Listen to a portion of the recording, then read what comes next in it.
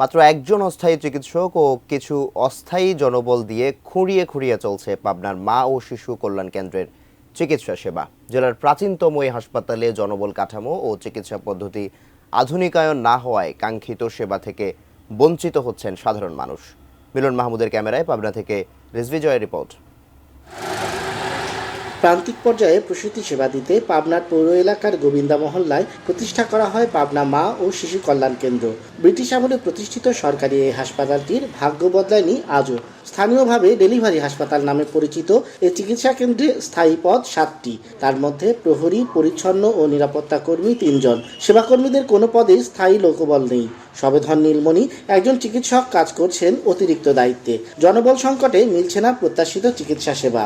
এই জায়গায় কিছু ডাক্তার যদি একটু হতো আরো ভালো হতো। ডাক্তার পর্যাপ্ত হবে, অনেকটা তখন সাশ্রয় হবে, অনেক সেবা তখন একটু ভালো হবে। Vision hot and cool AC 4-way solenoid valve টেকনোলজিতে হিটিং ও কুলিং দুই মোডেই কাজ করে সমানভাবে। Vision hot and cool AC normally delivery করলে এই জায়গায় চিকিৎসাও ভালো করে, আবার এমনি টাকার অঙ্কেও কম।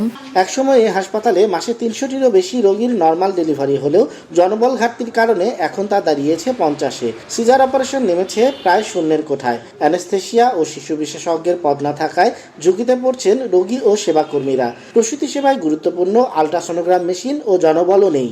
আমরা ছোটকাল থেকে যেটা দেখে আসছিলাম, এখনো বেড সংখ্যা ওই 30 বেডই আছে, ওইটা আর বাড়েনি। ডাক্তার ঠিক মতন পায় না, তারপর যদি কোনো সিজারের রোগী দরকার হয়, সিজার তো এখানে হয় না, আবার ক্লিনিকে যেতে হয়। লোকজন বেশি থাকলে আমাদের শৃঙ্খলাটা বজায় থাকবে, বিশৃঙ্খলা হবে না, রোগীগুলা ঠিকমতো সেবা দিতে পারবো।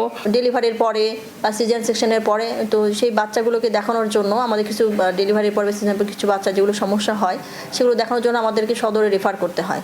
যদি এখানে একজন পেডিয়াট্রিশিয়ান ডাক্তার যদি থাকতো তাহলে তাদেরকে রেফার করা লাগতো না, তারা এখানে সেই সার্ভিসটা নিতে পারত। প্রান্তিক জনগোষ্ঠীর স্বল্প মূল্যে সেবা প্রাপ্তির এই হাসপাতালটির আধুনিকায়ন ও জনবল ঘাটতির দ্রুত সমাধান হোক, মা ও শিশু কল্যাণ কেন্দ্রটির এমনই কল্যাণ কামনা করছেন পাবনাবাসী। রিজভি জয়, এটিএন নিউজ, পাবনা।